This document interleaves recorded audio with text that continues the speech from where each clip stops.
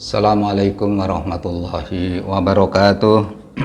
Bismillahirrahmanirrahim. Alhamdulillahi rabbil alamin. Wassalatu wassalamu ala asyrafil anbiya'i wal mursalin wa ala alihi wa sahbihi ajma'in, amma ba'du. Bapak Ibu para jamaah umroh Al-Ma'wa NU Cilacap, untuk pertemuan manasik yang kedua ini yang akan kita bahas yaitu tentang pengertian umroh, sunnah-sunnah sebelum ihram, niat, larangan ihram, tawaf, sa'i, dan tahallul atau cukur. Baik Bapak Ibu jamaah yang kami hormati, bahwa yang dimaksud ibadah umroh ialah berkunjung ke Baitullah untuk melaksanakan tawaf, sa'i, bercukur demi mengharap ridho Allah Subhanahu wa ta'ala. Adapun yang akan dilaksanakan pada waktu melaksanakan umroh, yaitu yang pertama adalah niat, yang kedua melaksanakan tawaf, yang ketiga melaksanakan sa'i, dan yang terakhir adalah cukur atau tahallul. Itu semuanya keempat-empatnya yang dinamakan rukun umroh. Jadi rukun itu harus dilaksanakan, tidak boleh ditinggalkan salah satunya. Maka apabila meninggalkan salah satu dari rukun tersebut, maka umroh adalah batal atau tidak sah. Adapun sunat-sunat sebelum melaksanakan ihram, yaitu diharapkan para jamaah yang pertama untuk mandi dan berwudu, mandi ihram, itu dengan niat nawaitul husla lil ihrami sunnata lillahi ta'ala. Kemudian dilaksanakan mandi tersebut, yaitu aku niat mandi sunat karena ihram lillahi ta'ala. Yang kedua, sunat sebelum ihram, yaitu menghilangkan kotoran, mencukur rambut, memotong kuku, menyisir rambut. Kemudian selanjutnya adalah sholat sunat ihram 2 rakaat. Setelah mandi, memakai pakaian ihram, lantas melaksanakan sholat ihram 2 rakaat, yaitu dengan niat usolli sunnatan lil ihrami rokngataini lillahi ta'ala. Niat adalah pondasi dari seluruh amalan ibadah, karena Rasulullah Shallallahu Alaihi Wasallam bersabda dalam hadisnya, innamal a'malu binniat. Sesungguhnya semua amal itu tergantung niatnya. Niat merupakan hal yang sangat mendasar dan sangat penting, karena sah dan tidaknya suatu amal ibadah tergantung pada niatnya. Niat menurut bahasa adalah sengaja, yaitu sesuatu yang dimaksudkan atau disengajakan. Al-Khattab mendefinisikan bahwa niat adalah bermaksud untuk mengerjakan sesuatu dengan hati dan menjatuhkan pilihan untuk melaksanakan hal tersebut. Apa faedah dan fungsi niat? Yang pertama, niat berfungsi untuk membedakan antara amalan ibadah yang satu dengan ibadah lainnya. Niat berfungsi untuk membedakan perkara ibadah dengan perkara adat kebiasaan manusia. Yang ketiga, Niat yang benar menjadikan sebab mendapatkan pahala dari Allah Subhanahu wa Ta'ala. Kapan dan bagaimana niat itu dikerjakan untuk Bapak Ibu sekalian yang melaksanakan ibadah umroh? Niat dilaksanakan yaitu ketika jamaah sampai di mikot, itu dan memakai pakaian ihram. Itu setelah sholat sunat 2 rakaat di mikot. Itu apabila jamaah yang datang dari arah Madinah menuju Madinah terlebih dahulu, maka tempat niatnya yaitu di Bir Ali. Dan apabila jamaah yang langsung menuju ke Mekah bisa dilaksanakan di dalam pesawat, yaitu ketika pesawat melintas di atas Yulamlam. Atau mungkin kalau tidak memungkinkan, maka niat dilaksanakan di Bandara King Abdul Aziz dengan mengucapkan nawaitul umrota wa ahramtu biha lillahi ta'ala. Kemudian setelah berniat maka disunatkan membaca talbiyah labbaik Allahumma labbaik labbaik la syarika laka labbaik innal hamda wan ni'mata laka wal mulk la syarika lak. Kemudian setelah niat, para jamaah dilarang untuk melaksanakan berbagai hal, yaitu yang disebut dengan larangan ihram. Yaitu setelah niat ada larangan, yaitu larangan ihram. Bagi laki-laki dilarang memakai pakaian yang berjahit. Yang kedua, bagi laki-laki dilarang menutup kepala. Bagi laki-laki dilarang untuk menutup mata kaki, itu dengan memakai sepatu atau sandal yang menutupi mata kaki. Bagi perempuan itu dilarang menutup wajah. Bagi perempuan dilarang memakai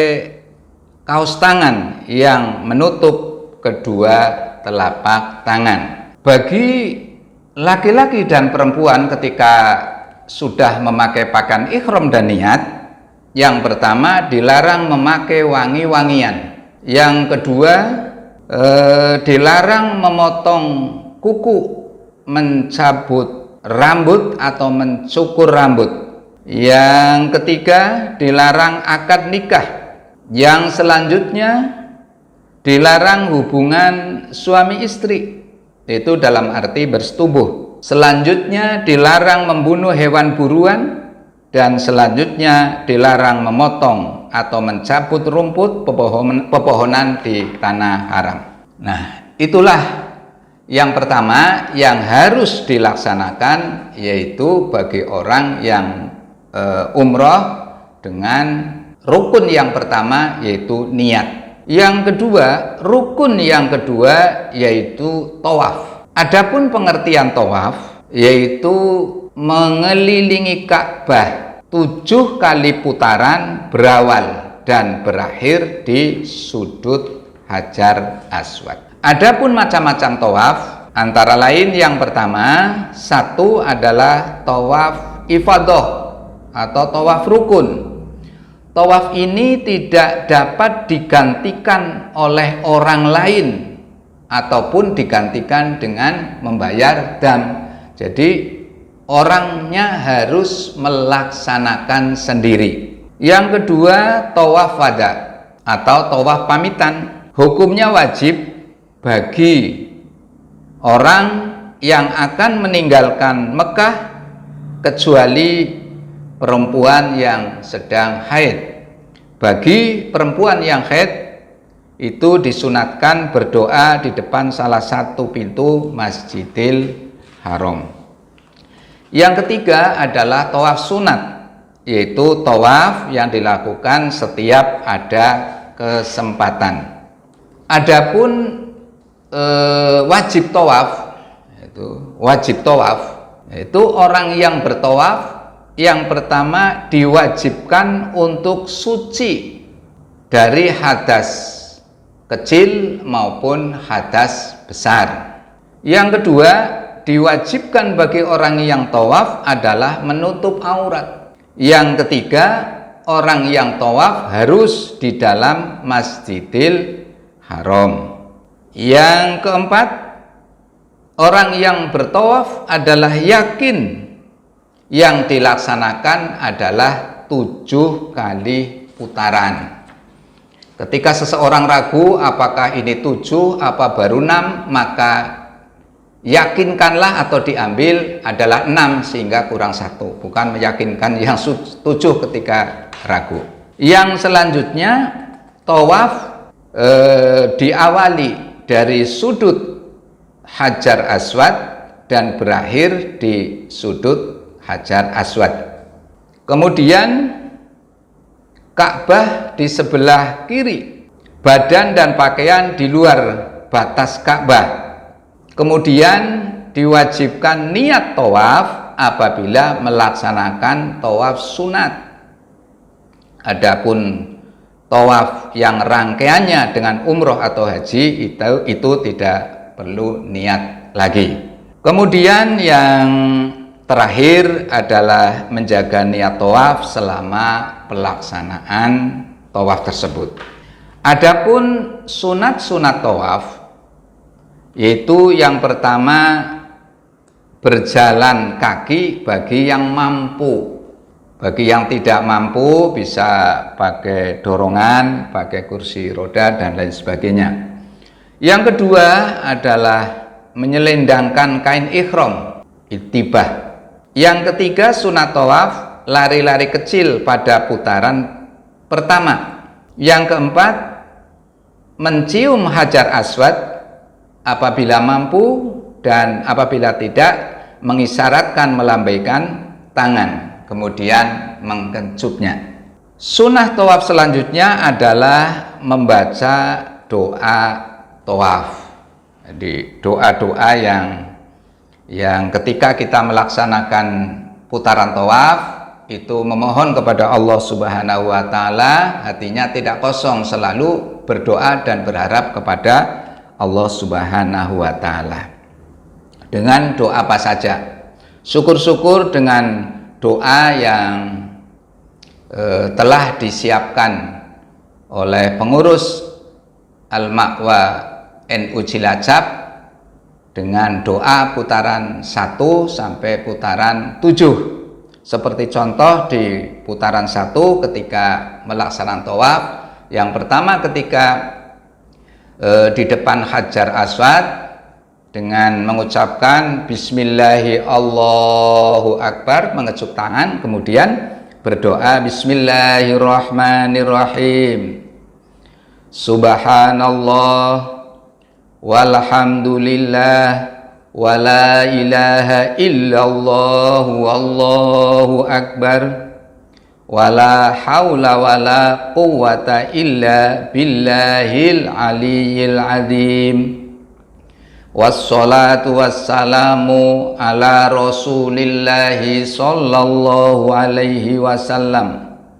Allahumma imanam bika wa tasdiqam bi kitabika wa wafa'am bi ahdika wattiba'an li sunnatin nabiyyika Muhammadin sallallahu alaihi wasallam. Allahumma inni as'alukal afwa wal afiyah wal mu'afatat daimah fid dini wa dunya wal akhirah wal fauza bil jannah wan najata minan nar wal afwa indal hisab. Itu adalah putaran pertama. Kemudian sesampainya di rukun Yamani, di situ melambaikan tangan kembali Bismillahi Allahu Akbar, tidak usah mengecup tangan. Kemudian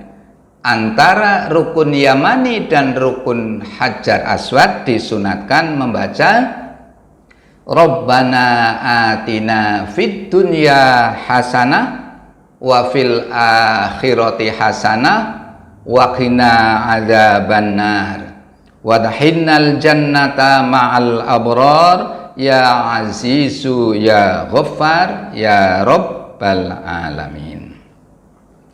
Lah, itu putaran pertama, putaran kedua baca doa, putaran ketiga, keempat, keenam, dan terakhir ketujuh. Kemudian sunat tawaf lainnya yaitu mualat, terus menerus.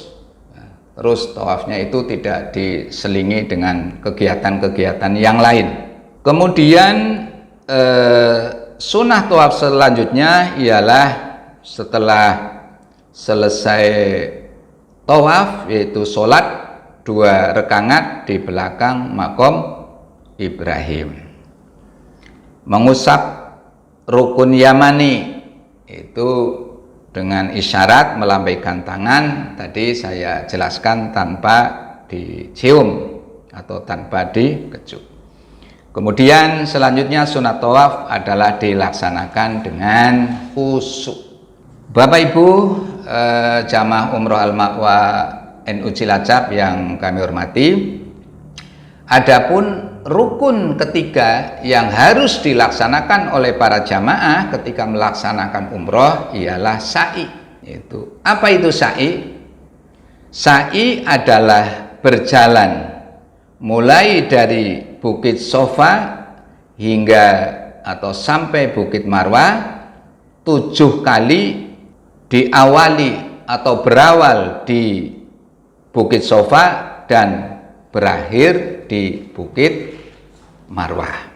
Adapun wajib sa'i itu hal-hal yang harus dilaksanakan oleh para jamaah. Yang pertama yaitu menempuh jarak mulai dari Sofa hingga sampai ke Marwah, begitu pula sebaliknya. Jadi harus tuntas, itu dari Bukit Sofa sampai ke Marwah, bukan di tengah-tengah terus balik lagi.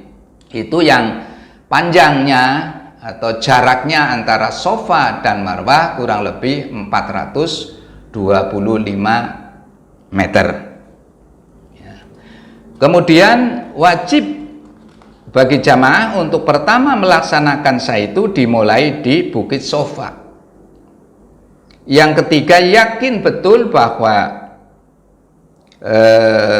sa'i itu dilaksanakan 7 kali perjalanan. Kemudian sa'i wajib dilaksanakan di mas'a, yaitu tempat sa'i.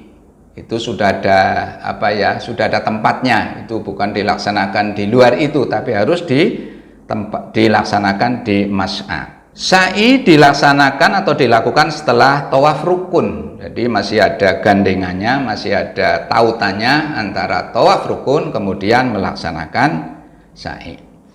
Kemudian untuk selanjutnya wajib sa'i yaitu menjaga niat sa'i selama pelaksanaan.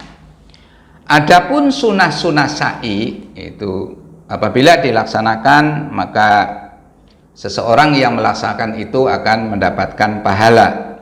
Sunnahnya yang pertama adalah suci dari hadas. Jadi itu disunatkan.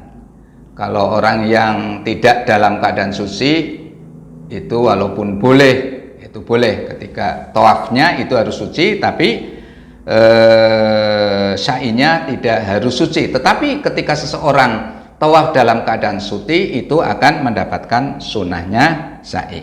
Yang kedua adalah lari-lari kecil di antara 2 pilar hijau, khusus bagi laki-laki. Itu dengan lari-lari kecil itu sambil berdoa, Rabbighfir warham wa'fu wa takarrum wa tajawaz amma ta'lamu innaka ta'lamu ma la na'lamu innaka antallahul a'azzul akram.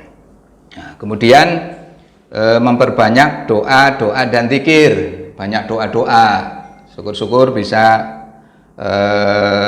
hafal atau membaca doa-doa seperti yang termaktub di dalam buku yang telah disediakan oleh para pengurus, yaitu dengan mengucapkan atau membaca innas sofa wal marwata min syairillah Faman hajjal baita awi tamaro fala junaha alaihi ayyatawafa bihima wa man tatawwa'a khairan fa innallaha syakirun alim. Sunnah selanjutnya, sunnah saya adalah muwalat atau terus menerus.